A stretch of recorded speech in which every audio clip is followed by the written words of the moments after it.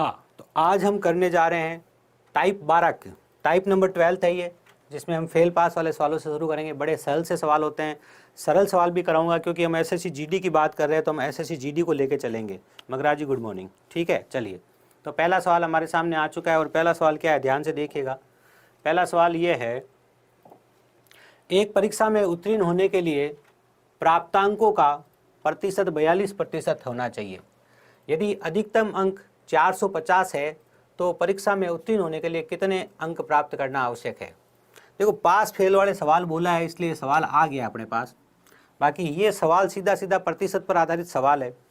सवाल कह रहा है भैया आपको 42% लाने हैं और अधिकतम कितने हैं, अधिकतम आपके 450 है। तो भाई 450 का पहले तो बताओ 40% कितना होगा।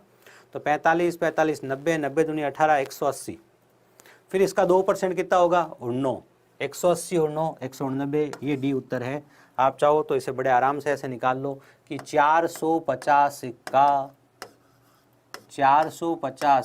42% कैसे निकालोगे, 450 गुना 42/100। ठीक है ना, जीरो से आपका जीरो कट गया, 5 नम 5 दूनी 2 से कट जाएगा कितनी बार, 2 से कट जाएगा 21 बार, 9 एकम 9, 9 दूनी 18, 21 नम 189 आपके सवाल का उत्तर है। उत्तर दिया भाई, गजेंद्र कुशवाहा जी ने उत्तर दिया, बहुत अच्छा। पागल बच्चा भी आ गया है भाई, आपने नाम पागल बच्चा रखा इसलिए मैंने बोला पागल बच्चा। बाकी आप अपना नाम बता देंगे तो मैं आपको अगली बार आपके नाम से संबोधित करूँगा, है ना। इतना आसान नहीं है पागल हो जाना, बहुत कुछ लुटाना पड़ता है। ठीक है, चलिए। एक छात्र को अधिकतम अंक के 60% अंक प्राप्त होते हैं। एक छात्र को अधिकतम जो अंक है उसके 60% अंक प्राप्त होते हैं। ठीक है, यदि उसे उत्तीर्ण अंक से 50% अंक अधिक प्राप्त होते हैं। ठीक है, फिर उत्तीर्ण होने वाले अंक अधिकतम अंकों की, तो क्या कह रहे, ध्यान सुना, फिर उत्तीर्ण होने वाले अंक अधिकतम अंकों का कितना प्रतिशत है। उत्तीर्ण होने वाले अंक अधिकतम अंकों का कितने प्रतिशत है। इतनी बड़ी लाइन लिख के आपको कंफ्यूज करने की कोशिश करिए। मैंने क्या कहा, सवाल में लाता हूं परीक्षा में आया हुआ, सवाल आपका परीक्षा में आया हुआ है, लिखा हुआ है उत्तीर्ण होने वाले अंक अधिकतम अंकों का कितने प्रतिशत है। अरे भाई सीधा ही बता दो ना, उत्तीर्ण का प्रतिशत कितना है। मतलब आपसे सीधा नहीं पूछेगा, बात सीधी है लेकिन पूछेगा नहीं सीधा, उत्तीर्ण होने के लिए कितने प्रतिशत अंक लाने, यही आपसे सीधा सीधा पूछा गया है। ठीक है, एक छात्र को अधिकतम अंक के 60% अंक प्राप्त होते हैं। मतलब इसको कितने प्रतिशत अंक प्राप्त होते हैं, 60%। ठीक है, किसका, अधिकतम अंक का।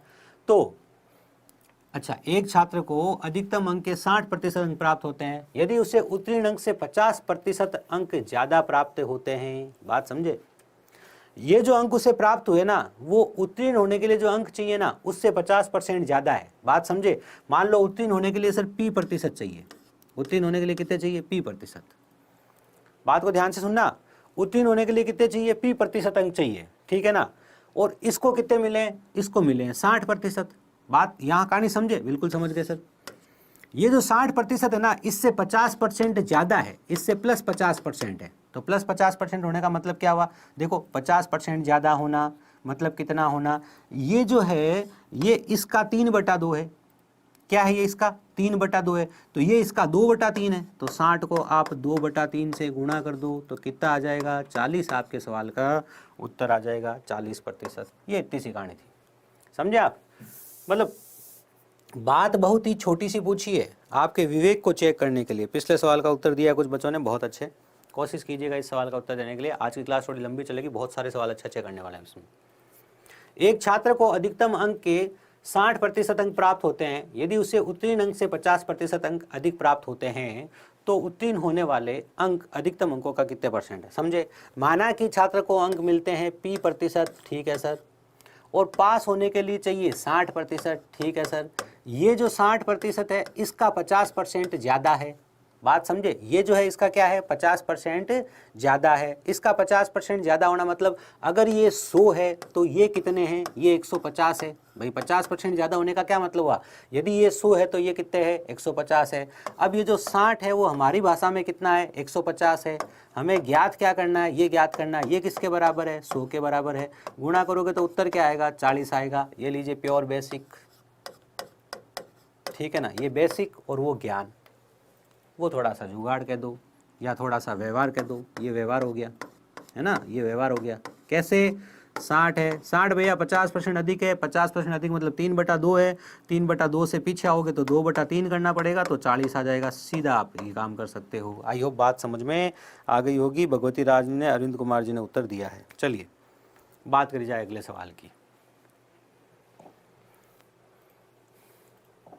एक परीक्षा में एक छात्र को पास होने के लिए अधिकतम अंकों का, देखिए ध्यान रखना, मेरी बात सुन लेना ध्यान से, प्रतिशत लाभ हानि और 2D और 3D सबसे ज़्यादा वेटेज है इनका जीडी की परीक्षा में, इसलिए 50 पे आगे हैं और पता नहीं कहाँ जाके रुकेगी, 100 पे भी पहुंच सकती है। ठीक है ना। चलिए, एक परीक्षा में एक छात्र को पास होने के लिए अधिकतम अंकों का 35% प्राप्त करना है। ठीक है, एक छात्र ने 70 अंक प्राप्त किए और 70 अंक से फेल हो गए। भाई 70 अंक तो ये लाया है, कितने लाया 70, और फेल कितने अंकों से हो गया, 70 अंकों से ही फेल हो गया, तो 70 और 70 कितना हो गया 140, मतलब पास होने के लिए इसे कितने अंक चाहिए 140 अंक चाहिए। और ये 140% की भाषा में कितने के बराबर है 35% के बराबर है। तो 35% जो है आपका वो किसके बराबर है, वो 140 के बराबर है। तो 1% किसके बराबर होगा 140/35 के बराबर होगा। तो 100% किसके बराबर होगा, तो 100% आपका 400 के बराबर होगा। बड़ी सिंपल सी गणना है। आई होप बात समझ में आई होगी। थोड़ा सा पानी पिया जाए, तब तक आप अगले सवाल पे विचार कीजिए। लीजिए 500 किसने बता दिया भाई गलती से, लो इस सवाल का उत्तर बताओ।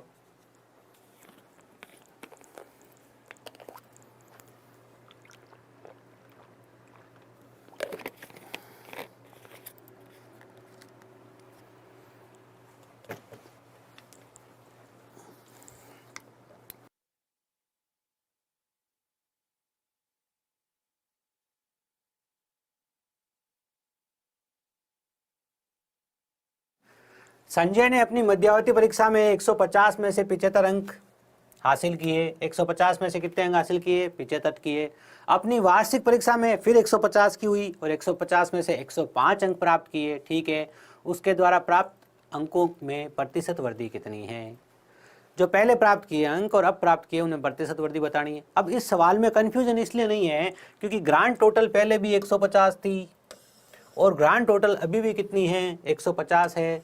पहले 150 में से कितने प्राप्त किए थे भैया 75 प्राप्त किए थे सर। पहले 150 में से 75 प्राप्त किए थे, अब कितने प्राप्त किए हैं, अब 150, उल्टा हो गया क्या, मैं क्या राइटिंग सुधार रहा हूँ, 150 प्राप्त किए हैं, नहीं सॉरी सर 105 प्राप्त किए हैं। पहले 75 प्राप्त किए थे, अब 105 प्राप्त किए हैं। हमें प्रतिशत वृद्धि पूछी है। प्रतिशत वृद्धि कैसे बताते हैं मैं आपको पहले ही बता चुका हूँ, एक छोटा सा सवाल कराया था मैंने आपको कि प्रतिशत वृद्धि कैसे बताएंगे। प्रतिशत वृद्धि ऐसे बताएंगे, वृद्धि कितने पर हुई वो आप यहाँ लिखोगे और ऊपर वृद्धि लिख के 100 से क्या कर दोगे गुणा कर दोगे। वृद्धि कितने पर हुई भैया 75 पे हुई। ठीक है ना, बिल्कुल सर। वृद्धि कितने की हुई ध्यान से देखो, 75, 90, 30 की हुई।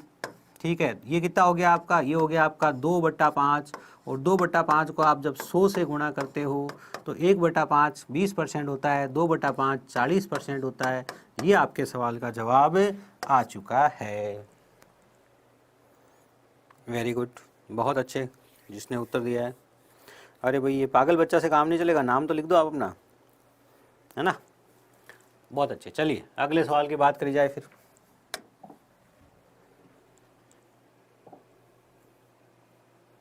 दो छात्र एक परीक्षा में बैठे, एक छात्र जिसने दूसरे से 20 अंक अधिक प्राप्त किए उसके अंक दोनों के अंकों के योग के 60% के बराबर थे। बात समझे, एक छात्र जिसने दूसरे से, बात को ध्यान से सुन लेना, एक छात्र जिसने दूसरे से 20 अंक अधिक प्राप्त किए उसके अंक दोनों के अंकों के 60% के बराबर थे। मतलब इस दूसरे वाले के अंक कितने थे, दोनों के अंकों का 60%। दोनों के अंक मतलब दोनों के अंकों को मिलाकर 100% मान लो, तो 60% इसको मिला है तो इसको दूसरे वाले को कितना मिलेगा 40%।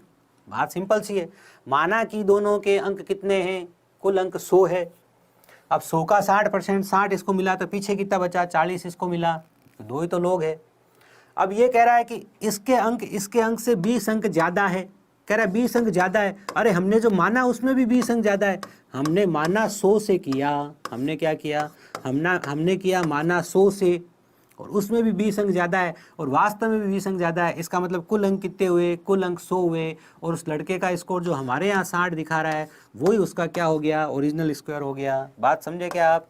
अगर यहाँ कहता ना कि 40 अंक ज़्यादा है तो मामला ऐसे नहीं होता। बात समझे कि नहीं समझे? अगर ये कहता देखो मानो सोचो जरा ऐसा हो तो कैसा हो, सोचो जरा आप, अगर सोचो अगर इस 20 की जगह अगर वो कहता कि 40 अंक अधिक है, अगर वो क्या कहता, अगर वो कहता 40 अंक अधिक है, ये बात अगर वो कहता तो आप कैसे करते? तो आप ऐसे करते, इसके भैया 60 है, ठीक है, इसके भैया 40 है, ठीक है, हमारी भाषा में इसके कितने हैं 20 और प्रश्न की भाषा में कितने हैं 40, समझे आप? तो 40 किसके बराबर है, 20 के बराबर है।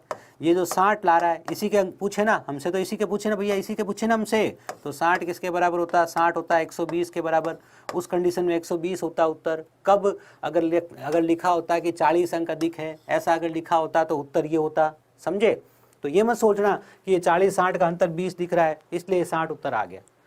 ये 20 दिख रहा है अंतर, हमने माना 100, वहाँ से 20 दिख रहा है, वास्तव में 20 दिख रहा है, इसलिए कुल अंक 100 ही है। आगे बात समझ में? कहानी ये थी। आई होप बात समझ में आ गई होगी। भगवती जी ने 60 उत्तर दिया, बहुत अच्छे। अगले सवाल की बात करी जाए। Mansi Singh good morning. चलिए क्या है हमारा अगला सवाल। एक विद्यार्थी को एक परीक्षा में 24% अंक प्राप्त मिलते हैं तथा वह 56 अंकों से अनुत्तीर्ण हो जाता है।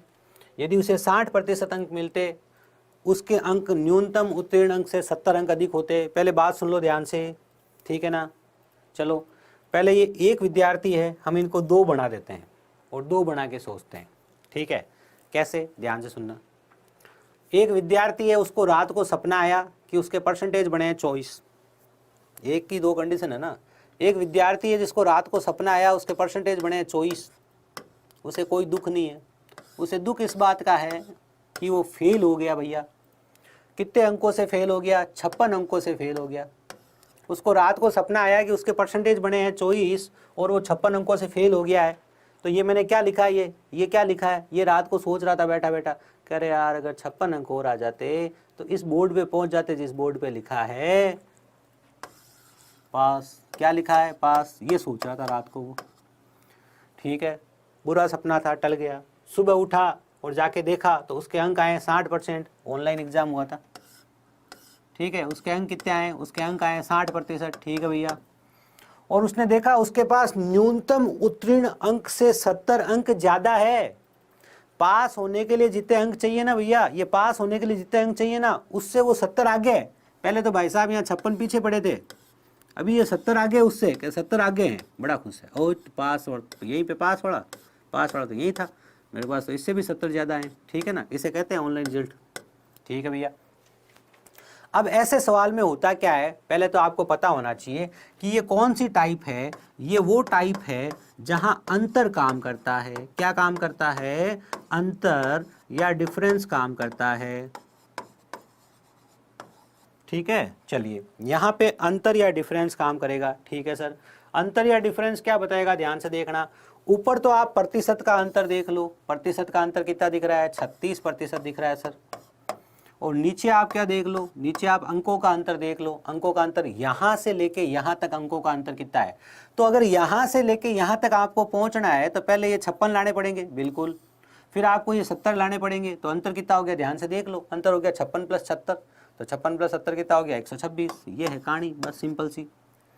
अधिकतम अंक पूछा है तो 1% किसके बराबर होगा? 1% होगा 126/36 के। तो 100% किसके बराबर होगा? गुणा 100 के।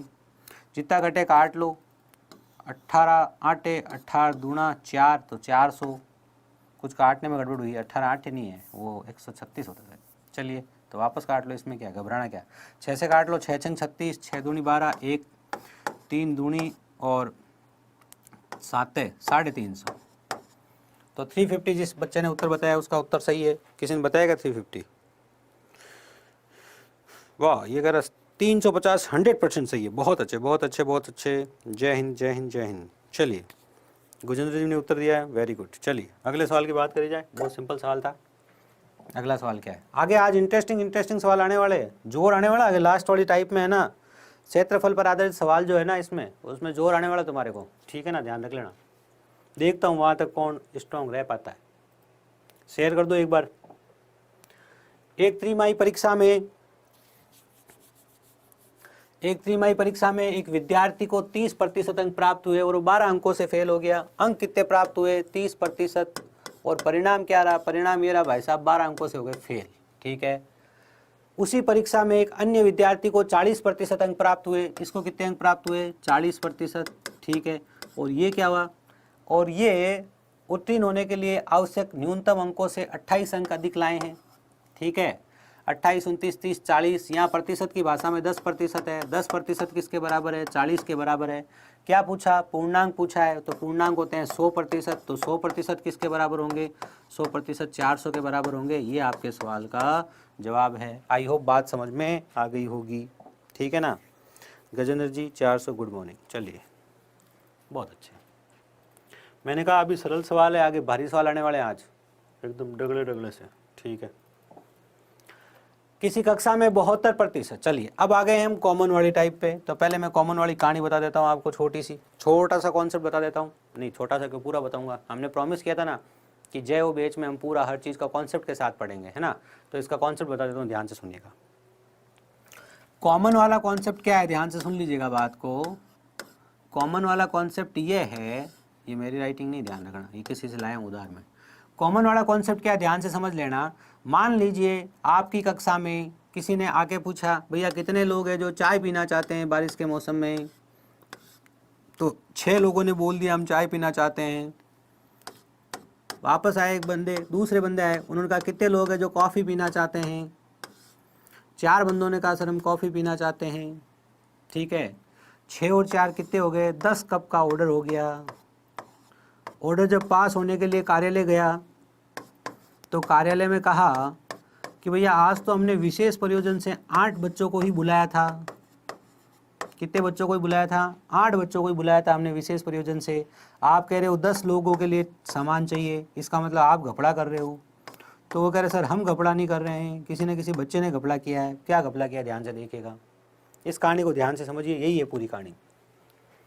चाय वाले कितने? 6 बच्चे। कॉफ़ी वाले कितने? 4 बच्चे। टोटल बच्चे कितने हो गए? टोटल बच्चे 10। ठीक है ना। 8 बच्चे क्या है? हमारे पास वास्तविक संख्या 8 है। ये क्या है? ये वास्तविक संख्या है। ये हमने एक संख्या निकाली है कि बच्चों की संख्या, संभावित, प्रभावित, जो भी।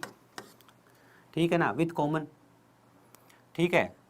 8 वास्तविक है, इसका मतलब 2 बच्चे कौन से थे? 2 वो बच्चे थे जिन्होंने चाय तथा कॉफ़ी दोनों में क्या किया था? दोनों में साइन इन किया था उन्होंने। बात समझ गए होंगे। ये है कॉमन का कॉन्सेप्ट। कॉमन के जितने भी सवाल आप करने वाले हो सिर्फ और सिर्फ इसी कॉन्सेप्ट पे बेस रहते हैं। बस कहीं ये पूछा, कभी ये पूछा। देखिए सवाल क्या पूछ रहा है।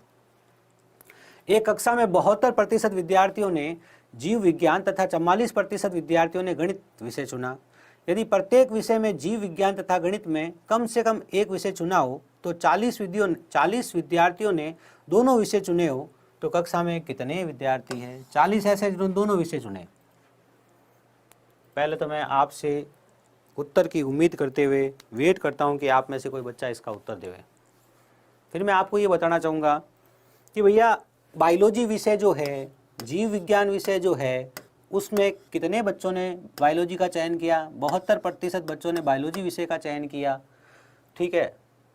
और गणित वाले चम्मड़ी सी मामला गड़बड़ है। मैथ्स विषय का चयन कितने बच्चों ने किया? मैथ्स विषय का चयन 44% बच्चों ने किया। टोटल संख्या कितनी हो गई? 4 और 2 6 हो गई, 7 4 11 हो गई। मतलब समझे 116%। बच्चों की संख्या तो भैया 100% से ज़्यादा नहीं हो सकती। इसका मतलब वास्तविक संख्या क्या है? जो वास्तविक और ओरिजिनल वैल्यू है वो कितनी है? 100 है। इसका मतलब 16% बच्चे कौन हैं? 16% बच्चे कॉमन वाले हैं। 16% बच्चे कौन से हैं? कॉमन वाले हैं। यहाँ कॉमन वाले बच्चे कितने दिखाए जा रहे हैं? 40 दिखाए जा रहे हैं। यहाँ कॉमन वाले बच्चे कितने दिखाए जा रहे हैं? 40 दिखाए जा रहे हैं। इसका मतलब ये जो 40 है ये किसके बराबर है? ये आपका 16 के बराबर है। तो 100 किसके बराबर होगा? मतलब 100%। 100 में से कितना होगा वो देख रहे हैं। बात समझ में आई? नहीं, हमें तो कुल विद्यार्थी कितने हैं? कुल विद्यार्थी तो 100 है ना। वास्तविक संख्या तो 100% ही होंगी ना। ठीक है। तो 16% 40 के बराबर है। तो 100% किसके बराबर होगा? 4/10 25 250 250। 250 आंसर है। किसी ने दिया क्या? चलिए देखते किस किसने उत्तर दिया। हाँ 250 100% राइट, वेरी गुड। मुर्गी वाला पागल बच्चा। गजेंद्र जी ने 250 उत्तर दिया, बहुत अच्छे। और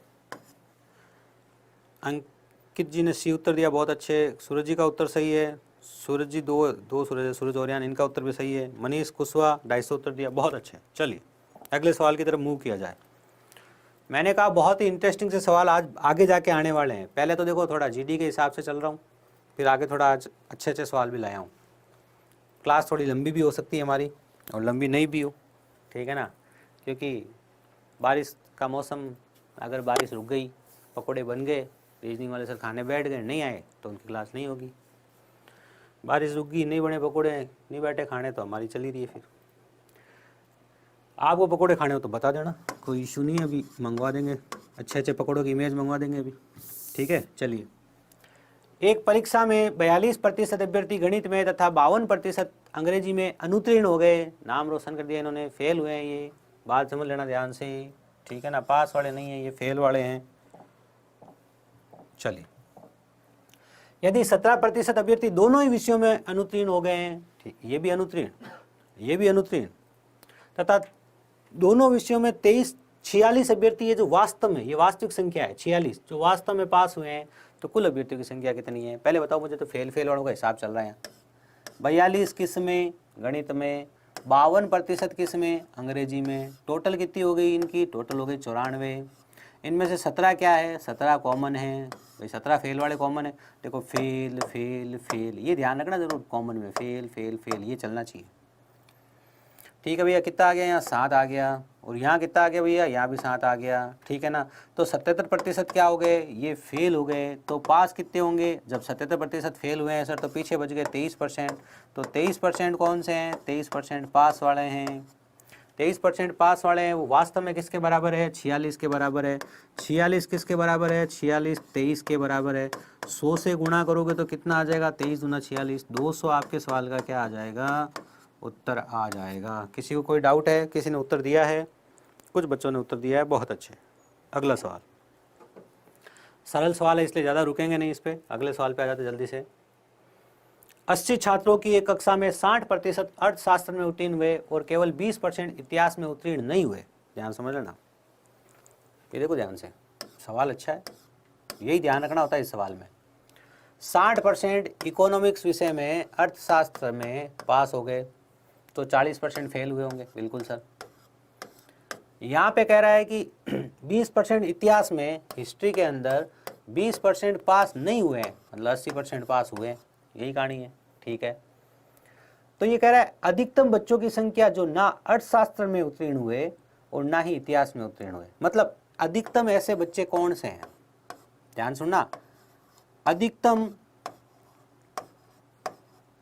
बच्चे पूछ रहा है, अधिकतम बच्चे जो फेल हुए हैं, अधिकतम बच्चे जो फेल हुए हैं उनका परसेंटेज हमारे से पूछा जा रहा है। अब इस बात को ध्यान से सुनना भाई, यहाँ पे और यहाँ पे एक बात को ध्यान से सुनना, ये 20 फेल को ध्यान से समझ लो, यही कहानी है आपकी पूरी। बस अगर ये 20 आ रहा है, ठीक है ना, तो अधिकतम बच्चे तो 20 ही फेल हो सकते हैं, तो दोनों विषयों में फेल हुए, ठीक है, बात समझे। जो ना तो इतिहास में उत्तीर्ण हुए और ना ही इकोनॉमिक्स में उत्तीर्ण हुए, मतलब दोनों में फेल वाले हमसे पूछे गए। बात समझे कि दोनों में फेल में अधिकतम की संभावना कितनी है? तो यहाँ जब ये 20 दे दिया है, तो यहाँ जब आपको ये 20% दे दिया है अधिकतम, तो यही तो उत्तर होगा। क्यों? ये कोई भी संख्या होगी इसका 20%, ये कोई भी संख्या होगी इसका 40%, तो अधिकतम आंकड़ा तो ये 20% पे ही ठहरेगा ना। तो आपका जो 80 का 20% है वो क्या होगा? वो अधिकतम संख्या होगी। तो ये कितना हो गया? ये आपका 16 हो गया, ठीक है। 20 जिन्होंने उत्तर दिया है उनका उत्तर 20 लिख के 100% मत लिखना हो, 16 उत्तर है, ठीक है ना। चलिए, बात समझे नहीं समझे?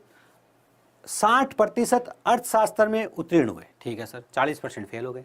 20% इतिहास में उत्तीर्ण नहीं हुए, मतलब 20% फेल हो गए, 80% पास हो गए। अधिकतम छात्रों की संख्या जो ना इसमें पास हुए ना उसमें पास हुए, मतलब ये कह रहा है ऐसे अधिकतम कितने छात्र हैं जो आपको लग रहा है कि दोनों में पास नहीं हुए, तो अधिकतम संख्या 20% से ज़्यादा नहीं हो सकती। बात समझ में आ गई होगी, ठीक है ना। अधिकतम फेल दोनों में। क्लियर है, कोई डाउट इसमें? कोई डाउट नहीं, ठीक है सर। लीजिए आगे बढ़िए फिर। 20% किस हिसाब से आया समझ तो चुके हो ना। 20 उत्तर मत लिख देना, संख्या पूछी है 20%। यहाँ ये 20% शो कर रहा है, तो 80 का 20% निकालना पड़ेगा। छात्रों की संख्या 80 है, तो 80 का 20% कितना होगा? 16। लीजिए अगले सवाल की बात करी जाए। क्या हमारा अगला सवाल? किसी का कमेंट? टाइपिंग मिस्टेक हुई होगी। नहीं नहीं, ऐसा नहीं होता सर। गलत बात नहीं। चलिए अगला सवाल।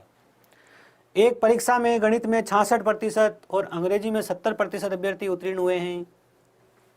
गणित में 66% है ना, और अंग्रेजी में 70%।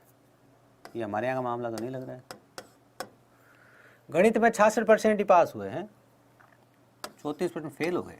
ठीक है भैया, यहाँ 30% फेल हो गए। कहानी क्या कह रहा है वो आगे पढ़ लेते हैं। आप पहले पूरा सवाल पढ़ के परीक्षा में काम कीजिएगा।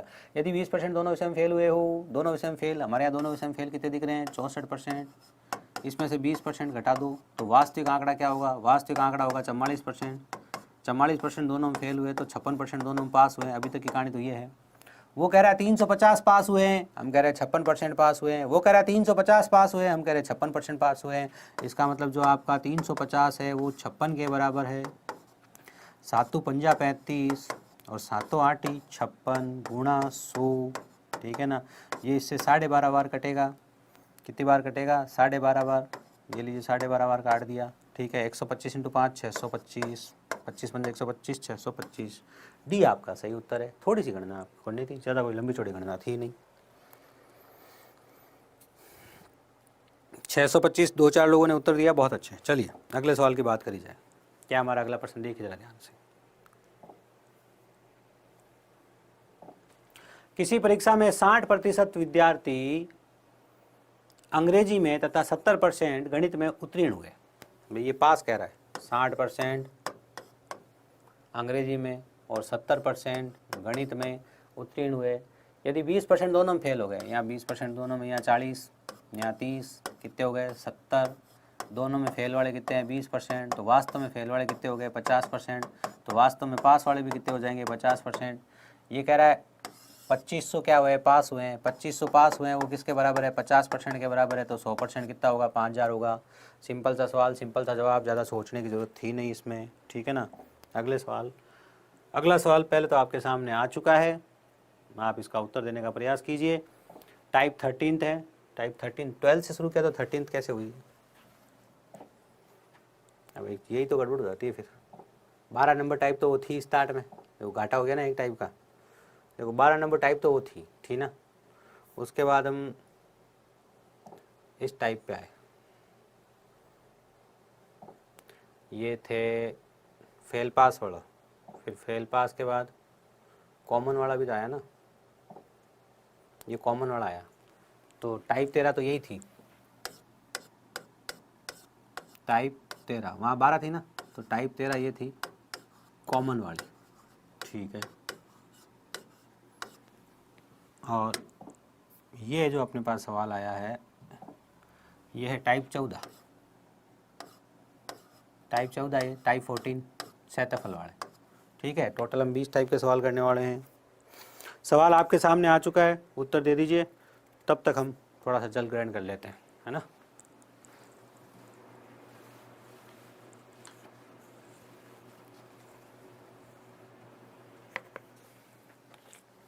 उत्तर देने का प्रयास कीजिए। सवाल आपके सामने आ चुका है।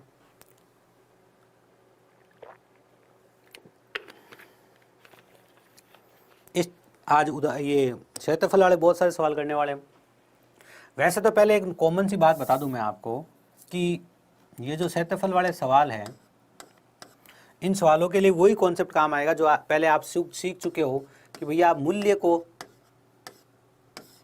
खपत से गुणा करते हो तो खर्च आता है, ठीक है। और वहाँ इस कॉन्सेप्ट को समझने के लिए इसको हमने ए बोला था, इसको हमने बी बोला था, इसको हमने पी बोला था, ठीक है सर। आज वही कॉन्सेप्ट है, लंबाई और चौड़ाई का जब आप गुणा करते हो तो क्षेत्रफल आता है। लंबाई और चौड़ाई का गुणा करने से क्या आता है? क्षेत्रफल आता है। तो हम ये क्षेत्रफल में परिवर्तन वाले सवाल यहाँ पर कर रहे हैं। किसी आयत की भूखंड की लंबाई में 5% की वृद्धि और चौड़ाई में 10% की कमी कर दी तो उसके क्षेत्रफल में कितने % की वृद्धि या कमी होगी। ये भी बताना है कि वृद्धि होगी या कमी होगी, और ये भी बताना है कितने % की होगी। तो अब वो वाला टाइप आई होप आप लोगों ने पढ़ लिया है, आपको याद है जो मैंने आपको पढ़ाया था, उसी आधार पर मैं सवाल करा रहा हूँ। अब वो नहीं याद है तो आपकी गलती है। अब मैंने क्या कहा था यहाँ पर, a इंटू बी बराबर p, लंबाई इंटू चौड़ाई बराबर क्षेत्रफल। यहाँ लंबाई में परिवर्तन हुआ, बिल्कुल हुआ, चौड़ाई में परिवर्तन हुआ, बिल्कुल हुआ, और क्षेत्रफल परिवर्तन हमसे पूछा, तो आप ये ट्रिक काम में ले सकते हो, a plus B plus a गुणा बी बटा 100, ऐसा मैंने आपको सिखाया था। ठीक है, चलिए 5% की तो वृद्धि हुई है तो 5, 10 की कमी हुई है तो माइनस का 10। ठीक है, 5 गुणा माइनस 10 बटा 100।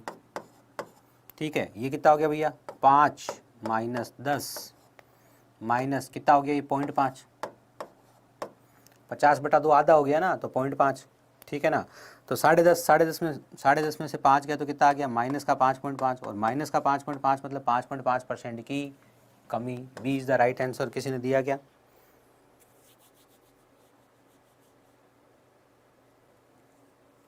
बिल्कुल बिल्कुल, बहुत अच्छे। 25 आउट ऑफ 25 का सपना ही रखना है अपने। चलिए अगले सवाल की बात करी जाए। एक आयत की लंबाई में 25% की वृद्धि कर दी जाए तो उसकी चौड़ाई में कितने % की कमी करें ताकि क्षेत्रफल में कोई परिवर्तन नहीं हो। आपको याद होना चाहिए, मैंने कहा था खर्चे में कोई परिवर्तन नहीं हो, मतलब a गुणा b बराबर p है, और ये अपरिवर्तित रहना चाहिए। ये क्या रहना चाहिए, ये अपरिवर्तित रहना चाहिए, समझे। अगर ये अपरिवर्तित रहना चाहिए मतलब मामला यहाँ का यहाँ सेटल करना पड़ेगा। यहाँ का यहाँ सेटल कैसे करेंगे, 25% की वृद्धि मतलब 4 से कहाँ पहुँच जाओगे, 5 पे, तो वापस कहाँ आना है, 5 से 4 पे आना है। 1 की कमी होगी 5 के ऊपर गुणा 100, और 1/5 गुणा 100 क्या होता है, 20% के बराबर होता है। तो A is the right answer. अगले सवाल की बात करी जाए। Very good. चंद्रकांत जी ने उत्तर दिया है, अंकित जी ने उत्तर दिया है, जीतू कुशवाहा ने उत्तर दिया है, धीरज जी ने उत्तर दिया है, सूरज जी ने, अरविंद जी ने, परवीन जी ने। वेरी गुड, बहुत सारे बच्चों ने इसका सही उत्तर दिया है, बहुत ही अच्छे। चलिए अगले सवाल की बात करी जाए। लीजिए, एक आयत की लंबाई में 25% की कमी तथा चौड़ाई में कितने % की वृद्धि करें कि क्षेत्रफल पहले की तुलना में 20% अधिक होगा। याद है क्या हो रहा है, ध्यान से सुन लो पहले। a गुणा बी बराबर p, ठीक है सर। ये है लंबाई, बिल्कुल, ये है चौड़ाई, बिल्कुल, और ये है क्षेत्रफल। मैंने कहा था, याद है, एक परिवर्तन बराबर के इधर हो रहा है, एक परिवर्तन बराबर के इधर, सर बराबर के इधर क्या परिवर्तन हो रहा है, 25% की कमी हो रही है, मतलब 75 हो गया, और एक परिवर्तन बराबर के उधर हो रहा है, क्या हो रहा है, 20% अधिक है, क्षेत्रफल 20% का कितना हो गया, 120 हो गया। ठीक है भाई, एक परिवर्तन बराबर के इधर हो, एक परिवर्तन बराबर के उधर हो, तो जो ये जो चीज़ है इसमें परिवर्तन आप सीधा निकाल सकते हो यहाँ से यहाँ। ये बात मैंने आपको ट्रिक के रूप में पिछली क्लास में सिखाई थी, या उसकी पिछली में सिखाई होगी। मतलब जय हो बेच में मैं आपको ये बात सिखा चुका हूँ। जो आपका जय हो बेच है उसमें मैं आपको ये बात सिखा चुका हूँ। अगर आपको, अच्छा पहले 75 से 120 को सरल कर लो, 5 से काटो, 15 5 75, 24, मतलब 15 से आप कितने पे आ गए, 24 पे, और कट रहा है, मतलब 15 से कट रहा था। ठीक है, 15 5 75, ठीक है, और 15 8 120, 5 से आप कहाँ आ गए, 8 पे, तो क्या हो गया, 60% की वृद्धि हो गई। सीधी सी बात है। 3 की वृद्धि कितने पे, 5 पे इंटू 100। अच्छा, यहाँ आप टिप्पा नहीं मार सकते क्योंकि ऑप्शन नहीं रखे मैंने, तो 60% की क्या हो गई, वृद्धि। बात समझे क्या, 60% की वृद्धि। धीरज ने 90 दिया है, गलत है। अरविंद ने 60 दिया है, वेरी गुड अरविंद कुमार जी। सूरज गौतम जी ने 60 दिया, बहुत अच्छे। चलिए बेसिक से करते तो कैसे करते, ध्यान से सुनना। लंबाई गुणा चौड़ाई बराबर, स्मार्टनेस तो वहाँ पे भी लगाते, बेसिक का मतलब ये नहीं है कि स्मार्टनेस नहीं लगाते। बेसिक से करते कैसे करते, 25% की कमी हो गई, 25% की कमी हो गई मतलब कहाँ आ गए, 3/4 पे। चौड़ाई में क्या हुआ हमें पता करना है, और क्षेत्रफल में क्या हुआ, 20% की वृद्धि, 20% की वृद्धि मतलब कहाँ आ गए, 6/5 पे। इतनी सब चीज़ें पता होनी चाहिए। 3 एकम 3 और 3 दूनी 6, 4 दूनी 8, तो पी कितना हो गया, पी हो गया 8/5। अब 8/5 मतलब 5 से कितना हो गया, 8 हो गया, तो वृद्धि कितने की हुई, वृद्धि 3 की, कितने के ऊपर, 5 के ऊपर। 3/5 इंटू 100 करोगे तो कितना आ जाएगा, 60% आ जाएगा। ये आपके सवाल का जवाब है। ठीक है ना, ये आप बेसिक से करते तो आप ऐसे कर लेते, ट्रिक लगाते तो आप ऐसे लगा लेते। ध्यान से सुनिए बात को। अगले सवाल की बात करी जाए, ध्यान से सुन लीजिएगा। किसी आयताकार, अरे ये तो सेम टू सेम है, अभी आ गया था ये तो। ठीक है ना, चलिए अगला क्या है, ये भी अभी आ गया था ना, रिपीट हो गया यहाँ से, ये भी अभी आ गया था। चलो अभी आया नया।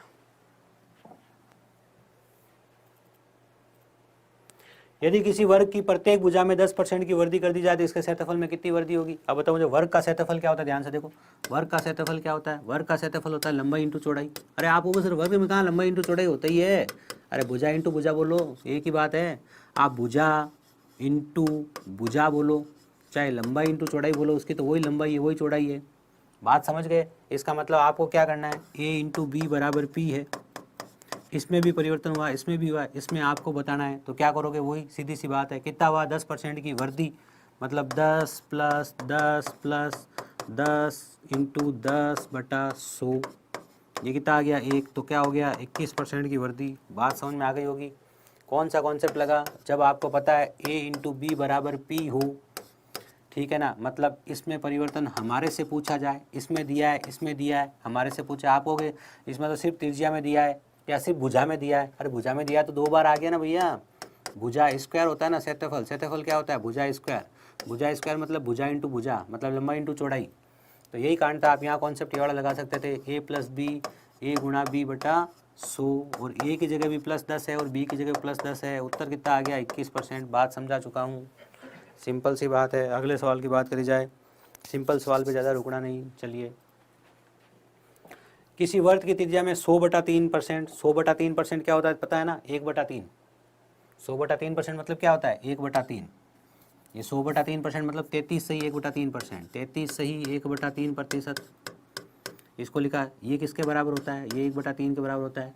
एक वर्ग की त्रिज्या में, एक वर्ग की त्रिज्या में 1/3 की कमी हो गई है। 1/3 की कमी होने का मतलब समझ लो, 3 से कितनी हो गई है, 3 से 2 हो गई है। क्षेत्रफल में परिवर्तन देखने के लिए आपको क्या करना पड़ेगा, 3 इंटू 3 से 2 इंटू 2 करना पड़ेगा। ऐसा क्यों सर, बात को सुनिए, ऐसा इसलिए है, सुनना ध्यान से। क्षेत्रफल क्या होता है, वर्ग का क्षेत्रफल होता है पाई आर स्क्वायर। क्या होता है, पाई आर स्क्वायर, ठीक है ना। अब पहले मान लो त्रिज्या 1 थी, पहले कितनी थी, 1 थी, तो क्षेत्रफल कितना था, ध्यान से देखो, तो क्षेत्रफल कितना था, तो क्षेत्रफल था पाई, बिल्कुल सर। अब नया क्षेत्रफल त्रिज्या में क्या हुआ, 1/3 की कमी हो गई, 1 के अंदर 1/3 की कमी होगी तो कितनी हो जाएगी, 2/3। तो अब नया क्षेत्रफल क्या है, 2/3 इंटू 2/3 पाई आर स्क्वायर है ना। तो नया क्षेत्रफल क्या हो गया, पाई 2 दूनी 4/9, समझे। पुराना क्षेत्रफल क्या था, पाई, नया क्षेत्रफल क्या है, पाई इंटू 4/9, पाई से पाई कट गया, 9:4 क्षेत्रफल का अनुपात आ गया। यही काम मैंने यहाँ पर किया, बात समझे। 3 इंटू 3 से कहाँ पहुँच गए, 2 इंटू 2 पे पहुँच गए। ऐसा क्यों किया सर, ऐसा इसलिए किया मेरे भाई, क्योंकि जो क्षेत्रफल का जो फॉर्मूला होता है वो पाई आर स्क्वायर होता है, उसमें जो अपनी आर है वो 2 बार आती है, समझे। इसलिए आपने ये काम कर दिया। क्या सर और कोई तरीका है क्या आपके पास, बिल्कुल है, ठीक है, वो भी बता देंगे, ध्यान से सुनिएगा। पहले 9 से कहाँ आ गए, 9 से 4 पे आ गए, कमी कितने की हुई, कमी हुई 5 की, कितने के ऊपर, 9 पे। 5/9 इंटू 100 कितना होगा, 11.55, 55 सही 5/9% होगा। किसी ने दिया क्या उत्तर, 55 सही 5/9% उत्तर होगा। यार डी भी है क्या, हाँ 55 सही 5/9%, ये दिख रहा है ना, डी उत्तर सही है, बहुत अच्छे। जीतू कुशवाहा जी चिंता में क्यों पड़ गए, बात सिंपल ही थी, ज़्यादा भारी बात नहीं थी, ठीक है ना। चलिए वापस समझाऊँ, आप बोलो तो वापस समझा दूँ। ये तो मैंने बेसिक कराया, क्या है कि बेसिक पता होना चाहिए अपने जीवन में, कभी भी कहीं पे भी जाके खड़े हो जाओ ना, बेसिक लगता है, कोई पूछ ले, कोई मिल जाए आपको ऐसा बच्चा। और क्या था, अरे और तो यही था कि क्षेत्रफल क्या होता है, क्षेत्रफल पाई आर स्क्वायर होता है। क्या होता है, पाई आर स्क्वायर होता है, ठीक है ना। तो याद है 3 से 2, 3 से 2, तो सर ऐसा क्यों, याद करो, उस टाइप में मैंने सिखाया था, कहते ए में इतने % की हो गई वर्दी, बी में इतने % की हो गई, इस तरह का सवाल आया था। उसका एक तरीका मैंने ये भी तो सिखाया था, उसमें क्या होगा, 3 × 9 से 2 दूनी 4, कमी कितने की 5 की, 9 के ऊपर, याद करना, ये तरीका भी मैंने सिखाया हुआ है। अब आपने नहीं पढ़ा है तो आपकी गलती, और पढ़ा है तो बहुत अच्छी बात है। चलिए अगले सवाल की बात करें। यदि किसी वर्ग की परिधि को 50% बढ़ा दिया जाए तो क्षेत्रफल पर क्या प्रभाव पड़ेगा, ध्यान से सुनना। वर्त की परिधि, परसेंटेज में इसलिए करा रहा हूँ ये सवाल क्योंकि है ना थोड़ा सा आपका बेस तैयार हो जाए। वर्त की परिधि, ठीक है ना, वर्त की परिधि, वर्त की परिधि त्रिज्या व्यास में सीधा परिवर्तन होता है। क्या कहा मैंने? वर्त की परिधि त्रिज्या व्यास, ये वैसे वहाँ सिखाऊंगा, सीधा परिवर्तन होता है, याद रखिएगा। कोई कहे ना वर्त की त्रिज्या में ये परिवर्तन हुआ तो आप समझ लेना व्यास में भी वही परिवर्तन होना, तो आप समझ लेना परिधि में भी वही परिवर्तन होना है। समझे? इनमें सीधा प्रभाव है। क्यों है? क्योंकि व्यास क्या होता है? 2 ऑफ r होता है, 2 तो नियतांक है, r से फर्क पड़ा, r सिंगल आया। परिधि क्या होती है? परिधि जो होती है सरकमफ्रेंस वो 2 पाई r होती है, ये तो नियतांक है, r से फर्क पड़ा, r एक बार आया, ये कहानी है। अब परिधि 50% बढ़ गई तो त्रिज्या भी 50% बढ़ गई। त्रिज्या क्या हो गई? 50% की वृद्धि हो गई त्रिज्या में, ठीक है। तो क्षेत्रफल कितने परसेंट की वृद्धि हो जाएगा? 50% की वृद्धि होना मतलब चीज़ कितनी हो जाना? 2 से कितनी हो जाना? 3, 2 से कितनी हो जाना? 3। लेकिन ये कार्यक्रम कितनी बार होगा? 2 बार होगा, तो फिर 2 से कितनी हो गई? 3। तो 2 दूनी 4 से 3 तिया कितना हो गया? 9। वृद्धि कितने की हुई? 5 की कितने के ऊपर 4 पे गुणा करोगे 100 तो कितना आ जाएगा? 125% आपके सवाल का जवाब आ जाएगा। आई होप बात समझ में आ गई होगी। ऐसा क्यों हो रहा है? समझ में आ रहा है ना? क्योंकि जो आपका क्षेत्रफल है, ये जो आपका क्षेत्रफल है ये पाई आर स्क्वायर है। क्या है क्षेत्रफल? पाई आर स्क्वायर है, इस कारण से ऐसा हो रहा है, ठीक है ना। इसमें आप दूसरा कॉन्सेप्ट ये भी काम में ले सकते थे। क्या सर? पाई क्षेत्रफल क्या है? क्षेत्रफल है आपका पाई आर स्क्वायर। आर स्क्वायर मतलब आर 2 बार आ रही है, इसका मतलब ए गुणा बी में बराबर पी है। ए में परिवर्तन हो रहा है, बी में परिवर्तन हो रहा है, पी में हमसे पूछा है, तो वो वाला कॉन्सेप्ट काम में ले सकते हैं, ए प्लस बी प्लस ए गुणा बी बटा 100 वाला। इसका मतलब 50 प्लस 50 प्लस 50 प्लस 50 इंटू 50 बटा 100 कितना हो जाएगा? 25। तो कितना उत्तर आ जाएगा? 125। ये वाली जो आप ट्रिक थी सक्सेस वाली, कर्मागत वर्दी या कह सकते हो इसे वर्दी पर वर्दी, ठीक है ना। चक्रवर्ती ब्याज में भी ये कॉन्सेप्ट काम में आता है। चलिए अगले सवाल की बात करी जाए। कॉन्सेप्ट सिखा चुका हूँ। लंबाई में 10% की वृद्धि, चौड़ाई में 10% कमी कर दी जाए। याद है मैंने सिखाया था, ए गुणा बी बराबर पी। इसमें जितनी वृद्धि करी है उतनी की उतनी इसमें कमी करी है, तो हमेशा कमी होगी। क्या होगी? हमेशा कमी होगी। और वो कमी कितनी होगी? वो कमी होगी r इंटू आर बटा 100 के बराबर। तो 10 इंटू 10 बटा 100, 10 इंटू 10 बटा 100 तो कितना हो गया? 1%। यह आपके सवाल का क्या आ गया? जवाब आ गया, ठीक है। 1 मिनट, अगले सवाल का उत्तर दो पहले। लो अगले सवाल का उत्तर दो आप।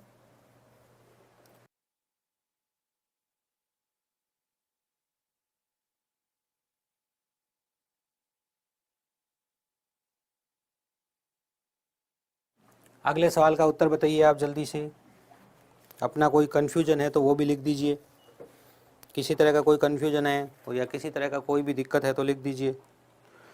अंकित जी, चंद्रकांत जी, अरविंद जी, जीतू जी, गजेंद्र जी, मनीष कुशवाहा, सूरज जी, ठीक है।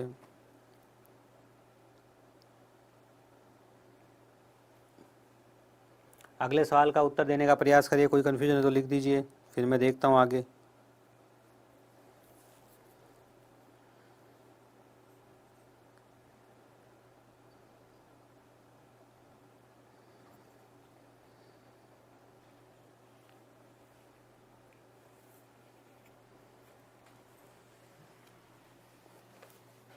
एक आयत की लंबाई में 50% की वृद्धि तथा चौड़ाई में 50% की कमी करने पर आयत का क्षेत्रफल पहले की तुलना में कितना कम या अधिक होगा? हमेशा कमी होगी। कितने की? 50 इंटू 50 बटा 100, 50 इंटू 50 बटा 100, 5 25, 25% की कमी होगी। इतना सरल सा सवाल है, इनमें दिया हुआ नहीं है क्षेत्रफल परिवर्तन नहीं।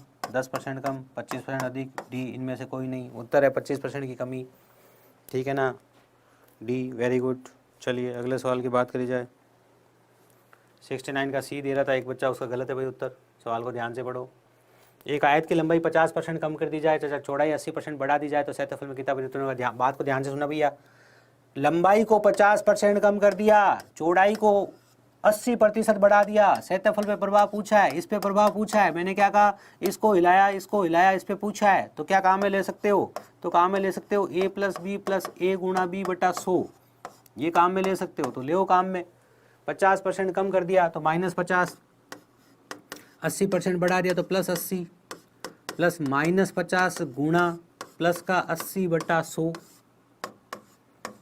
8 बन जा 40, -40 आ रहा है यहाँ पे, तो कितना हो गया? -40 -50 माइनस का 10, तो -10% का मतलब क्या हुआ? 10% की कमी, तो बी आंसर सही है। बी दिया किसी ने दिया B. Very good very good very good very good very good. अरे वाह, इतने फास्ट आंसर्स, बहुत अच्छे, मतलब ये बच्चे सेलेक्ट हो सकते हैं। लीजिए अगले सवाल की बात करी जाए। आज क्या वार है?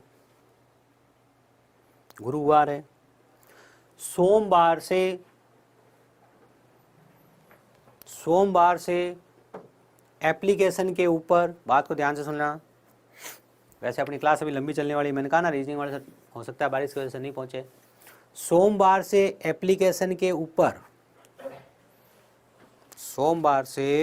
एप्लीकेशन के ऊपर रेलवे डी ग्रुप की एडवांस मैथ्स की और रीजनिंग की टेस्ट सीरीज डलना शुरू हो जाएगी। रोज़ एक टेस्ट डलेगा, रोज़ या अल्टरनेट में, जो भी ऑप्शन होगा, एक टेस्ट डलेगा, आप उसको सॉल्व कीजिए, उत्तर दीजिए, अपने परसेंटेज देखिए, अपने अंक देखिए, ठीक है। और जैसे हमें समय मिलेगा या हमारी टीम को समय मिलेगा, उसका हम यूट्यूब पे सॉल्यूशन भी डालेंगे। पहले आप टेस्ट दे लेना, हम टेस्ट का आंसर शीट भी डाल देंगे, मतलब सॉल्यूशन नहीं डालेंगे, आंसर शीट डाल देंगे। सॉल्यूशन डालने में थोड़ा टाइम लग जाएगा, आप बोलोगे सॉल्यूशन भी डाल देंगे, चलो डाल दिया, वो आप देख लो, अपना टेस्ट दे लो, अपने मार्किंग देख लो, फिर हम जैसे ही समय मिलेगा यूट्यूब पे उसका सॉल्यूशन भी डाल देंगे, ठीक है। कैसी लगी ये योजना, मैसेज करके बताओ। वेरी गुड, उत्तर आने शुरू हो गए।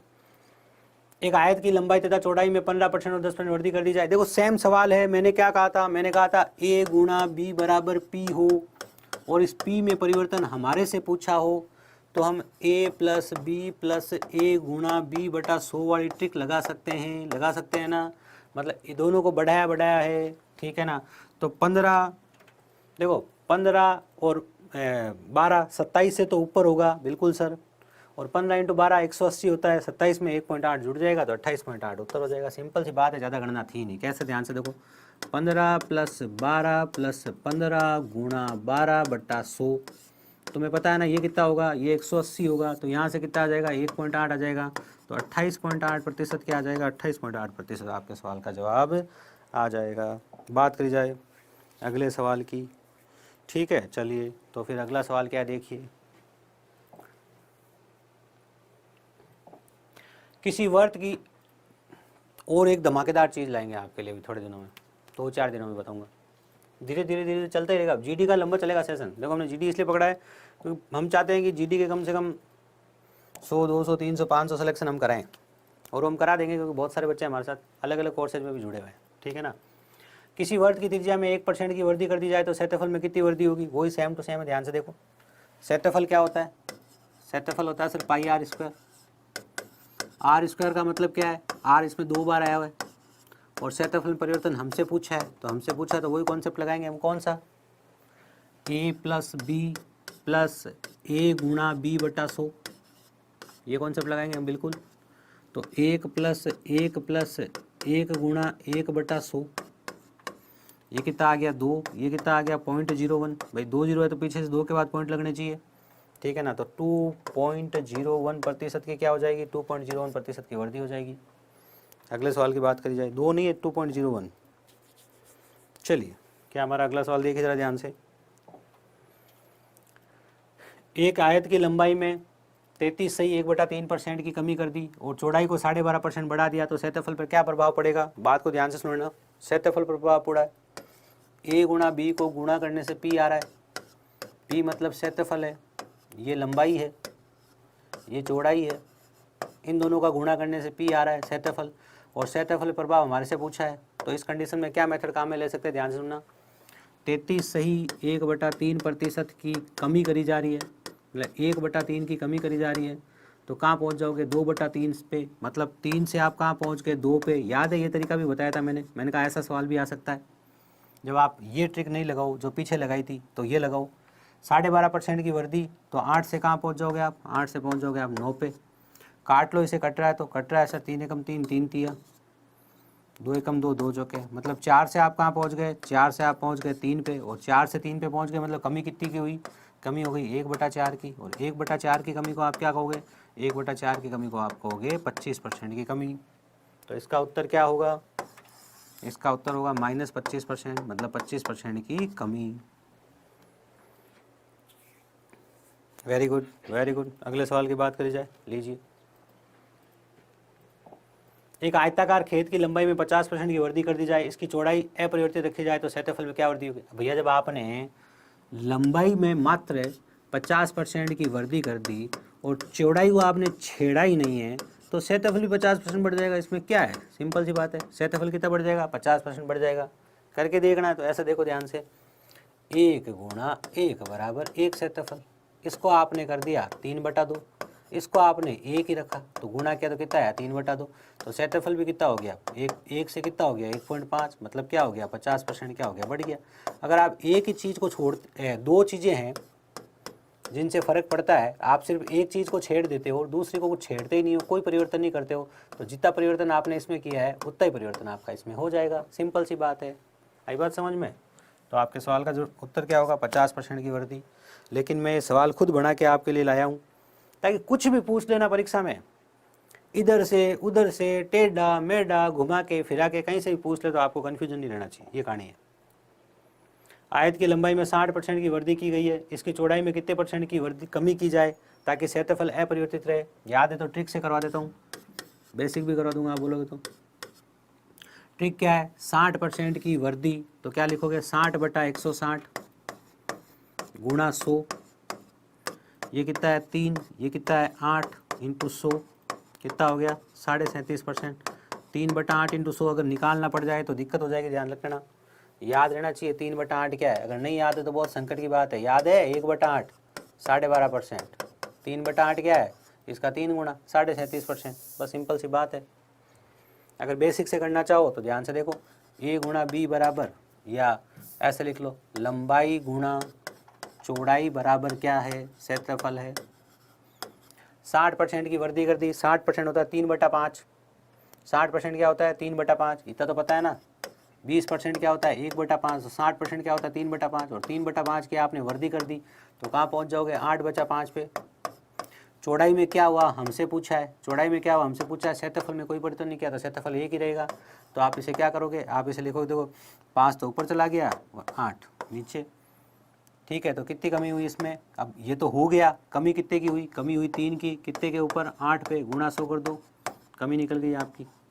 इतना तो हो गया, इतना तो ये हो गया, और कमी कितने की हो गई, ये की। ये ट्रिक, ये बेसिक। एक और ट्रिक बताई थी आपको, याद है क्या, लंबाई इंटू चौड़ाई बराबर क्षेत्रफल है, ठीक है। इसको छेड़ना ही नहीं है, यहाँ का यहाँ निपटाना है। तो 60% की वृद्धि कर दो, तो 100 से कहाँ आ गए 160 पे, तो अब 160 से कहाँ आना है 100 पे, तो 60 की कमी कितने पे करो 160 पे गुणा 100। ये लो ट्रिक नंबर 3, ये बताई ट्रिक नंबर 2, ये भी बताई थी इसमें आपको, ये डायरेक्ट ट्रिक बताई थी, याद है ये वाली ट्रिक याद है, ये क्या थी, ये थी r/100 प्लस माइनस r गुणा 100, ये आपको डायरेक्ट ट्रिक भी बताई थी। आई होप बातें याद आई होगी, कुछ बातें याद आई होगी, दिमाग में गुनगुनाहट हुई होगी, ठीक है। चलिए, जय हिंद जी, जय हिंद। थोड़ा टाइम दिया कीजिए, बिल्कुल देंगे, थोड़ा बेसिक वाला टेस्ट लेंगे तब टाइम देंगे, है ना। अब क्या मैं चाह रहा हूँ आज ये सीट पूरी करा दूँ, ज़्यादा समय नहीं लगे इसलिए। चलिए कोई बात नहीं। एक आयत की लंबाई में 12.5% की वृद्धि कर दी जाती है, इसकी चौड़ाई में कितने % की कमी की जाती है, क्षेत्रफल अपरिवर्तित रहे। देखो ध्यान से, क्षेत्रफल में परिवर्तन नहीं आना चाहिए, मतलब लंबाई इंटू चौड़ाई बराबर क्या है, क्षेत्रफल है। कि भैया इसको तो छेड़ो मत, यहाँ का यह मामला सेटल करो।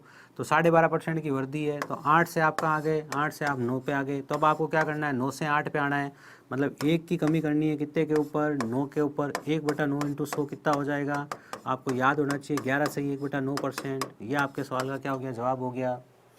अब अगर किसी बच्चे को ये नहीं याद है ना कि भैया 1/9 इंटू 100, 11 सही 1/9% होता है। और 1/11 इंटू 100, 9 सही 1/11% होता है। तो बड़ी गलत बात है भैया, याद होना चाहिए। 9 पे शुरू, 9 पे ख़त्म, 11 पे शुरू, 11 पे ख़त्म, याद रखने का तरीका है। दिया क्या किसी ने उत्तर? चलिए, बात समझ में आई होगी, ठीक है ना, ताकि फास्ट फॉरवर्ड करके देखना ही नहीं पड़े, हम तो पहले ही थोड़े से तेज़ चल रही है आज। चलिए कोई दिक्कत नहीं, क्या है, मिलते जुलते सवाल है, सिर्फ प्रैक्टिस हो रही है। एक आयत की लंबाई में 37.5% की कमी तथा चौड़ाई में कितने % की वृद्धि करें कि नए आयत का क्षेत्रफल पहले वाले आयत के क्षेत्रफल की तुलना में 20% अधिक होगा, करके दिखाओ। लो, दिया समय ही समय, जितना चाहिए समय लो। इस सवाल का हल आप लोग करके दिखाओ। एक पल का हंसना, एक पल का रोना, प्लीज।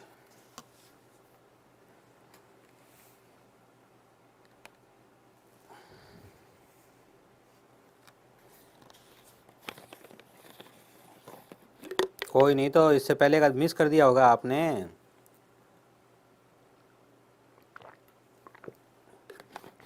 आज कुछ भी नया नहीं उठा रहा हूँ मैं। क्षेत्रफल वाला जो कॉन्सेप्ट है वो मैंने मूल्य गुणा खपत बराबर खर्च में समझा दिया था पूरा। आज मैं सिर्फ उसका उपयोग करा रहा हूँ, ठीक है ना, आज मैं सिर्फ उसका उपयोग करा रहा हूँ। ये चीज़ मैंने आपको समझा दी थी पहले, तो आप ये नहीं कह सकते कि समझ में नहीं आया, और नहीं आया तो थोड़ा दिमाग लगाओ भैया। एक आयत की लंबाई में 37.5% की कमी कर दी, लो चौड़ाई में कितनी % की वृद्धि करें ताकि नए आयत का क्षेत्रफल पहले की तुलना में 20% अधिक हो। दो तरीके बता देता हूँ, एक बेसिक बता देता हूँ, एक ट्रिक बता देता हूँ, ठीक है ना। आंसर निकाल के मिट्टी हुई, कोई बात नहीं। पहले बेसिक बताता हूँ आपको, फिर ट्रिक बताऊँगा इसका। अभी आपको याद आ जाएगा बेसिक और ट्रिक दोनों। बेसिक क्या है, ध्यान से देखिए, बेसिक ये है लंबाई गुणा चौड़ाई बराबर क्षेत्रफल होता है। बिल्कुल, एक ही लंबाई है, एक ही चौड़ाई है, तो एक ही क्षेत्रफल है, ठीक है सर, बिल्कुल। आयत की लंबाई में 37.5% की कमी करना, 37% कितना होता है, 3/8, और 3/8 की कमी करोगे तो कहाँ पहुँच जाओगे, 5/8 पे। ये बात समझ में आई कि नहीं आई भैया? 37.5% जो होता है ये किसके बराबर होता है, ये 3/8 के बराबर होता है। और 3/8 की आप कमी करोगे तो कहाँ पहुँच जाओगे, 3/8 की कमी करोगे तो 5/8 पे पहुँच जाओगे। तो ये 5/8 लिख दिया, इंटू चौड़ाई, और क्षेत्रफल 20% बढ़ गया तो 6/5। 20% किसको बोलते हो आप, 20% बोलते हो आप 1/5 को। किसको बोलते हो, 1/5 को। और 1/5 की वृद्धि होने पर आप कहाँ पहुँच जाओगे, आप 6/5 पे पहुँच जाओगे। सिंपल सी बात है, ठीक है। चलिए, अब जो कटे वो काट दो, कुछ कट ही नहीं रहा यहाँ पे, तो कुछ नहीं कट रहा, तो ध्यान से देखिए। 8 संग 48, 8 संग 48 और 5 25, तो 25 से कहाँ पहुँच गए, 25 से 48 पे पहुँच गए। तो वृद्धि कितने की होगी, ध्यान से देखो, वृद्धि होगी 23 की, 25 के ऊपर। वृद्धि कितने की होगी, यहाँ वृद्धि देखो ध्यान से, वृद्धि ये तो 48/25 तो हो गए, तो वृद्धि हो गई 23 की 25 के ऊपर। अब क्या करो, अब 100 आप गुणा 100 कर लो आप, सीधी सी बात है। तो 23 चौके कितना हो गया, 23 चौके 92 हो गया, तो 92% आपका आंसर आ गया। किसी ने दिया क्या,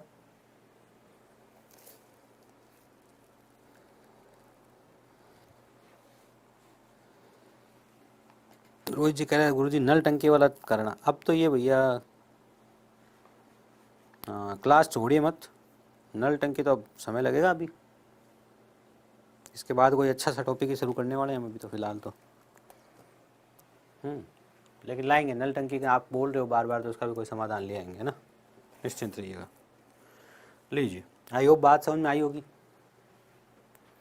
ये काम था बेसिक से, क्या सर आपने बेसिक से बता दिया, अब आप मुझे वो बताओ, ठीक है। अब मुझे आप इसकी ट्रिक बताओ, लो ट्रिक वाला भी सुन लो। बात वही है, काम वही करना है, उसमें भी थोड़ा सा काम करने का तरीका बदल जाएगा। कैसे, ट्रिक याद है मैंने क्या कहा था, एक आपके बराबर के इधर काम हो और एक बराबर के इधर काम हो।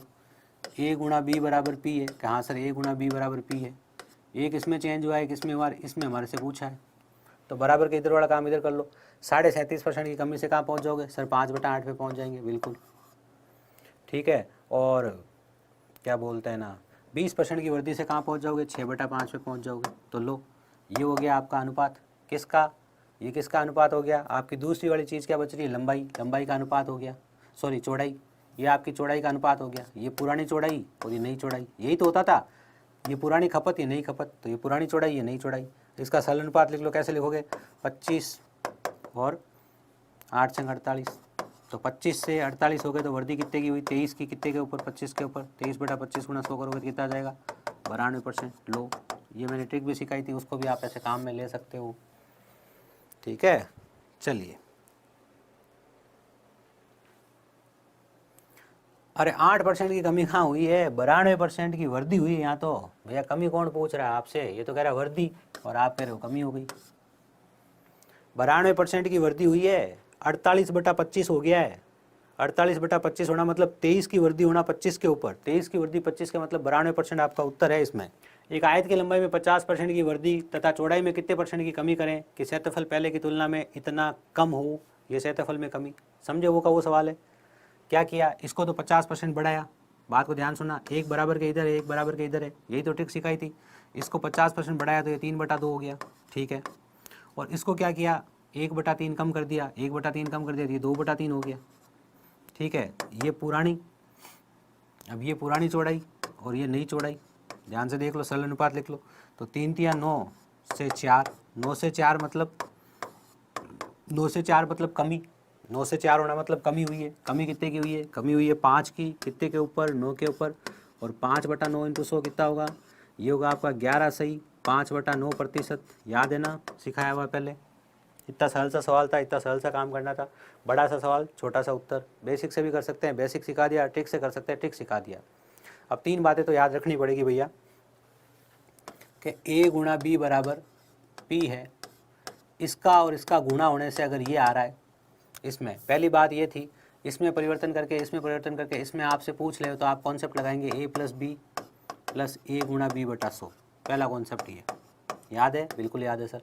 दूसरा ये था कि A गुणा B बराबर P है और वो कहते P को छेड़ना नहीं है, तो आपस में सेटल कर लो, याद है कि यहाँ से यहाँ पहुँचा तो यहाँ से यहाँ पहुँचा वापस, ये दूसरा तरीका था। और तीसरा क्या है कि A गुणा B बराबर P में आपके एक परिवर्तन इस पे हुआ है और एक परिवर्तन इस पे हुआ है, तो इस पे क्या परिवर्तन हुआ आपसे पूछा है, तो इसको इधर लिख लो, इसको इधर लिख लो, इससे यहाँ पहुँच जाओ, यही परिवर्तन इसमें हुआ है, ये पुराना ये नया। बस ये 3 सवाल है, 3 टाइप के सवाल है, इनको दिमाग में फिट कर लो तो लाइफ टाइम दिक्कत नहीं आएगी। आई बात समझ में। अगले सवाल की बात करी जाए, लीजिए, एक वर्त की त्रिज्या में कितने प्रतिशत की वृद्धि कर दी जाए कि उसके वर्त के क्षेत्रफल में 44% की वृद्धि हो जाए। बात समझे क्या, सवाल अलग है, ये क्या है अलग, ध्यान से सुनना। अब देखो यहाँ क्या करना है, ध्यान से सुनना। अगर मैं कहता, पहले मैं इसका उत्तर बता देता हूँ, जैसे आपको पता होगा, ठीक है, मान लो 20% है तो 20 अगर मैं कहता एक वर्त की त्रिज्या में 20% की वृद्धि कर दी जाए, कितनी वृद्धि कर दी जाए, 20% की वृद्धि कर दी जाए त्रिज्या में, अगर 20% की वृद्धि कर दी जाए तो क्षेत्रफल पर क्या प्रभाव पड़ेगा। अगर मैं ये सवाल आपसे पूछता तो आप उत्तर कैसे देते, पहले ये सोचो। क्या सर, तो उत्तर मेरे पास 2 तरीके थे। एक तरीका तो ये था R गुणा R, सॉरी R मतलब इसको A लिख दूं, यही A यही B, क्योंकि क्षेत्रफल क्या होता है, क्षेत्रफल होता है πr²। हाँ सर πr², πr² मतलब R × R। इस पे और इस पे तो फर्क पड़ा, इस पे हमारे से पूछा तो हम वो वाला कॉन्सेप्ट लगा सकते थे, कौन सा, ये वाला A + B + A गुणा B/100। तो हम यहाँ लिखते हैं 20 + 20 + 20 × 20/100, तो 44% उत्तर आ जाता। कैसे, ये तो हुआ इससे ये लाना, लेकिन आज तो इसने उल्टा पूछ लिया। अब क्या करेंगे, ध्यान से सुनना। जब भी आपसे ये उल्टा पूछ ले, सवाल उल्टा करके पूछा ना आपसे, उल्टा पूछा भैया, तब आप वो वाला कॉन्सेप्ट ले। कौन सा कॉन्सेप्ट काम में ले, ध्यान से सुनना, ये वाला। जब 20% की वृद्धि में एक तरीका बता रहा हूँ, इसको ध्यान से सुनना। पहले इस तरीके का उल्टा चलना है, और उल्टा चलना बहुत आसान है, ध्यान सुनना, ठीक है ना। 20% क्या होता है, 1/5। 1/5 की वृद्धि करोगे तो क्या होगा, 5 से कहाँ गए 6 पे, और फिर 5 से कहाँ गए 6 पे। 2 बार क्यों किया सर, अरे πr² है ना भैया, सिखाया तो था ना ये मेथड भी, तो 37.5% 12.5% उसमें ये मेथड लगाया था ना, तो ये मेथड है ना, ये याद रखना, ये बल्ब लगा लेना दिमाग में। तो सर ने बताया था कि यहाँ ये बल्ब लग जाना चाहिए, अगर यहाँ ये बल्ब लग गया तो आपका काम हो जाएगा। तो 5 25 से 6 कितना हो गया, 36 हो गया, कितना हो गया 36, कितना बढ़ गया 11 किसके ऊपर 25 के ऊपर गुणा 100, तो कितना आ गया 44% की वृद्धि। ये तो इधर से आया। तो अब इसमें उल्टा कैसे जाते हैं ध्यान से सुनना। क्षेत्रफल में वृद्धि कितने की हुई? 44% की। इसका मतलब आप 100 से कहाँ पहुँच गए? आप 100 से पहुँच गए 144 पे। अब देखो उल्टा कैसे चलना है, ध्यान सुनना। 44% की क्या हो गई है? वृद्धि हो गई है। तो क्षेत्रफल क्या हो गया? 100 से कितना हो गया? 144 हो गया। अब इसके 2 टुकड़े करो। अब सर 2 टुकड़े क्यों करूं? क्योंकि देखो 2 टुकड़ों से बनकर ये आया है, तो इसके 2 टुकड़े हो रहे हैं क्या? 2 बराबर के टुकड़े, हाँ हो रहे हैं ना सर। इसको आप 10 × 10 लिख दो और इसको आप 12 × 12 लिख दो, लिख दिया। इसका मतलब मामला ये बना होगा त्रिज्या के अंदर मामला ये बना होगा कि 10 से त्रिज्या कितनी हुई होगी? 12 हुई होगी, तभी तो क्षेत्रफल के लिए 2 बार गुणा किया। भाई त्रिज्या 10 से 12 हुई होगी, तभी तो क्षेत्रफल के लिए 2 बार गुणा किया। तो 10 से 12 हुई, वृद्धि कितने की हुई? 2 की। कितने के ऊपर? 10 पे। 100 से कर दो गुणा, क्या आ गया? 20%। आपका उत्तर आ गया। आई बात समझ में? ये ऐसे मैंने निकाला उल्टा चल के। आई होप बात समझ में आई होगी। संगम कुमार जी राम राम जी, राम राम। चंदन यादव जी 20 उत्तर दे रहे, बहुत अच्छा। जीतू कुशवाहा जी 20 उत्तर दे रहे, बहुत अच्छा। चलिए 20 उत्तर इस मेथड को दिमाग में लाके देना है, क्योंकि ये मेथड वापस काम आने वाला है चक्रवर्ती ब्याज में। चक्रवर्ती ब्याज में इस मेथड से बहुत सारे सवाल मोस्ट इम्पोर्टेंट है, वहाँ ये बहुत सारे सवाल सॉल्व करेगा। तो मैं आपसे उम्मीद करूँगा कि वहाँ पर आप इस मेथड को याद रखेंगे। चलिए उम्मीद ही करी जा सकती है। एक वर्त की त्रिज्या में 56.25 वर्त की त्रिज्या में कितने प्रतिशत की वृद्धि की जाए कि क्षेत्रफल में 56.25% की वृद्धि हो जाए? तो वही अभी जो सिखाया था। 100 से कहाँ आ गए? 100 से क्षेत्रफल कहाँ आ गया? 100 से क्षेत्रफल आ गया 156.25 पे। तो पहले इसका सरल अनुपात लिख लो। सरल अनुपात कैसे लिखोगे? यहाँ से पॉइंट हटाओ, 2 0 यहाँ आ गए, क्यों? बट्टा में 100 आएगा, यहाँ आ गया। अब देखो यहाँ पे 2 टुकड़े होते हुए दिख रहे हैं। 100 × 100 से कहाँ आ गए? 125 × 125 पे, क्योंकि 125 × 125 फेमस आंकड़ा है। तो ये आपका 125 × 125 फेमस आंकड़ा है, ठीक है ना? क्या होता है? 1 5 6 2 5 होता है। अब कोई कहा सर मुझे तो वो फेमस आंकड़ा याद नहीं होता, तो नहीं होता तो आप काट के पहुँच लेते। कैसे? ध्यान से देखो, ये आपका लिखा है 10,000, बिल्कुल लिखा है सर। और इधर क्या लिखा है आपका? 156.25, बिल्कुल सर लिखा है 156.25, ठीक है ना? काटो, 25 से कट रहा है, 25 चौके 100, 400 आ गया, बिल्कुल। 25 से काटो, 25 चंग 150, कितना बच गया? 6 0। युवा 25 चंग 150, 6 बच गया, 2 लिखा ना फिर। तो 25 दूनी 50, 25 दूनी 50, कितना बच गया? 25 पंजे 125, ठीक है ना? अब तो 2 टुकड़े दिख रहे हैं। 625 किसका वर्ग है? वो तो दिख रहा है, अभी भी नहीं दिख रहा है? नहीं दिख रहा तो 5 से और काट लो भले ही। 25 से कट रहे, 25 से काट लो। 25 से काटोगे तो कितनी बार कटेगा? ध्यान से देखो, 16 बार। 25 से काटोगे तो कितनी बार दिखेगा? 16 बार, ठीक है ना? 25 चौके 100, 4 चौक 16। 25 से काटोगे तो 25 × 25 625, तो 16 से कहाँ है? 25 पे। अब तो दिख रहा है, अब तो दिख रहा है 2 टुकड़े होते हुए कि 4 × 4 से 5 × 5 हो रहा है। बाकी तो आपको यहाँ दिख जाना चाहिए, यहाँ ही नहीं दिखा तो फिर क्या न्याल किया? ये तो याद कराए हुए 30 तक के, तो ठीक है ना? तो 4 से कहाँ हो गए? 5 पे आ गए। 4 से 5 पे आ गए, मतलब 1 की वृद्धि कितने पे? 4 पे गुणा 100 कर दिया, तो उत्तर क्या आ गया? उत्तर आ गया 25%। और यहाँ डायरेक्ट देखना है, अपने को पता है ना 2 टुकड़े हैं, तो 2 टुकड़े हैं तो त्रिज्या 2 बार यूज होगी। इसका मतलब त्रिज्या 100 से कितनी हुई है? त्रिज्या 100 से 125 हुई है, तो वृद्धि कितने की हुई है? 25% की, सीधा दिख रहा है। ये भी आपका उत्तर हो सकता था। आई बात समझ में? तो कहाँ आप अटक सकते हो, कहाँ पटक सकते हो, सब चीज़ें मैंने आपको बता दी, ताकि विक्रम सिंह जी गुड मॉर्निंग, जय हिंद। चलिए, विक्रम सिंह जी ने शायद रीजनिंग का कोर्स भी परचेज किया है। देखिए पेड बेस में भी आप रीजनिंग का कोर्स आ गया, उसमें अच्छे खासे चैप्टर्स डाल दिए, लगभग सब आपका रीजनिंग का पूरा सिलेबस आ गया उसमें। अभी चैप्टर टेस्ट अपलोड किए जा रहे हैं उसमें, प्रीवियस ईयर पेपर्स के सॉल्यूशंस अपलोड किए जाएंगे, फिर मॉक टेस्ट अपलोड किए जाएंगे। तो इतना सारा जो आपको मिल रहा है ना पेड बेस पे, तो आप चाहे तो वो कोर्स भी ले सकते हैं, है ना? आपका रीजनिंग का दुनिया भर का कोर्स वहाँ पे डाल दिया है। मैथ्स का भी डालेंगे, थोड़ा समय लगेगा डालने में, ठीक है ना? बाकी हिंदी का, इंग्लिश का, जीके का, हर चीज़ का, मतलब पहले हम क्या करेंगे? थ्योरी कराएंगे। थ्योरी के बाद ये थ्योरी उदाहरण कह दो, बेसिक कह दो, प्रैक्टिस कह दो, उसके बाद उसका चैप्टर टेस्ट, फिर प्रीवियस ईयर क्वेश्चंस, फिर मॉक टेस्ट। तो ऐसे 4 पार्ट अगर आप पूरे कर लोगे ना उस सेगमेंट में, तो वो चीज़ें बहुत उपयोगी रहेगी।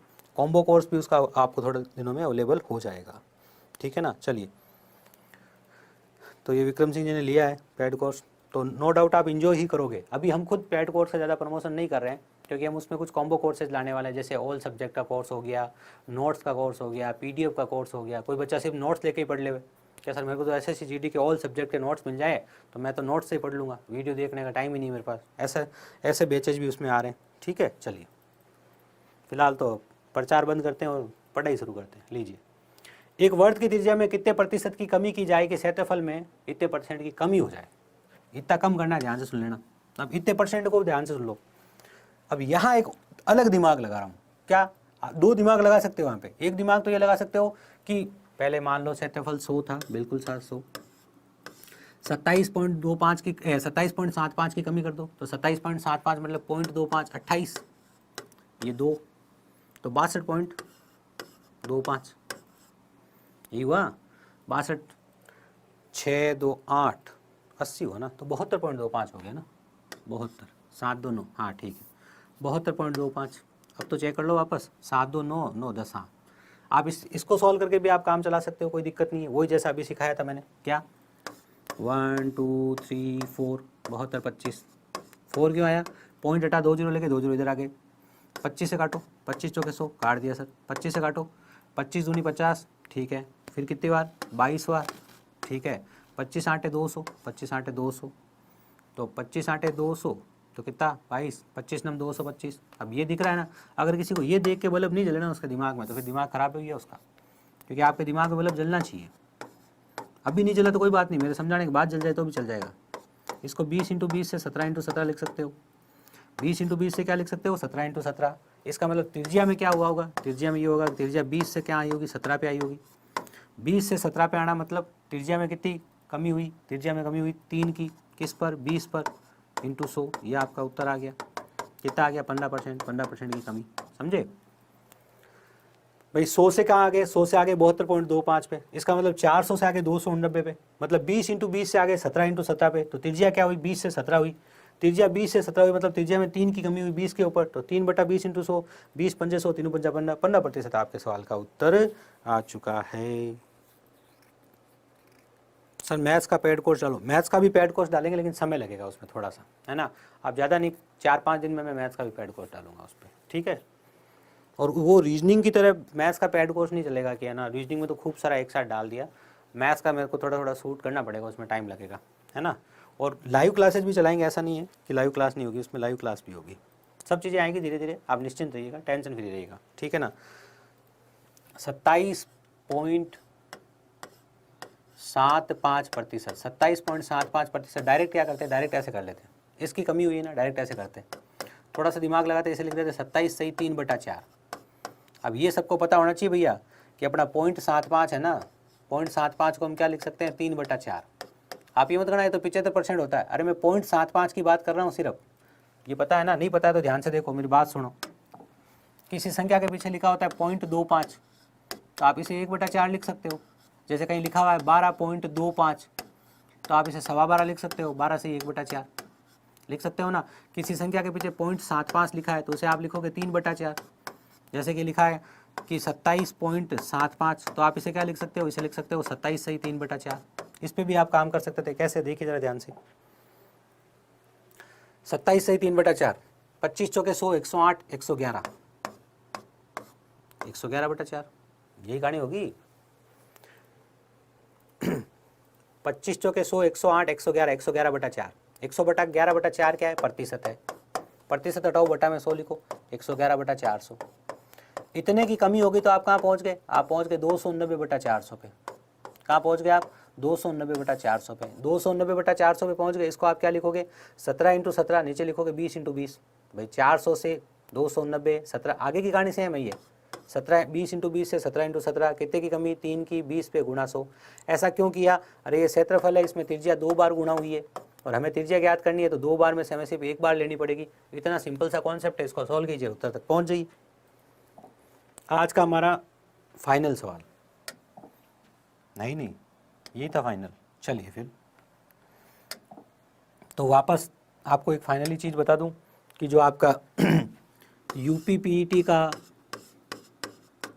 डीआई का सेगमेंट है वो डाल दिया गया है। थर्ड पार्ट अभी मैं जाके डलाऊंगा ना।